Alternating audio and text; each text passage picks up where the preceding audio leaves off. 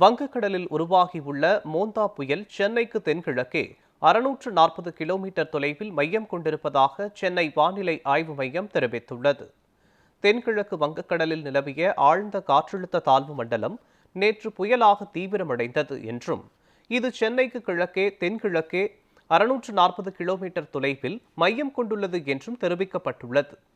இது அடுத்த 12 மணி நேரங்களில் மேற்கு வடமேற்கு திசையில் நகரும் என்றும், அதன் பிறகு நாளை காலை தீவிர புயலாக வலுவடையும் என்றும் வானிலை ஆய்வு மையம் கூறியுள்ளது. தொடர்ந்து வடமேற்கு திசையில் நகர்ந்து மசூலிப்பட்டினம் காக்கிநாடா இடையே நாளை மாலை அல்லது இரவு இந்த தீவிர புயல் கரையை கடக்கும் என்றும், அப்போது 90 முதல் 100 கிலோமீட்டர் வேகத்தில் புயல் காற்று வீசும் என்றும் வானிலை ஆய்வு மையம் கூறியுள்ளது. வங்கக்கடலில் உருவாகியுள்ள புயல் காரணமாக சென்னை, திருவள்ளூர், காஞ்சிபுரம், ராணிப்பேட்டை மாவட்டங்களில் இன்று கனமழை முதல் மிக கனமழை வரை பெய்யக்கூடும் என்று தெரிவித்துள்ள வானிலை ஆய்வு மையம், செங்கல்பட்டு, விழுப்புரம் மாவட்டங்களின் ஒரு சில இடங்களில் கனமழை முதல் மிக கனமழை வரை பெய்யலாம் என்றும் கூறியுள்ளது.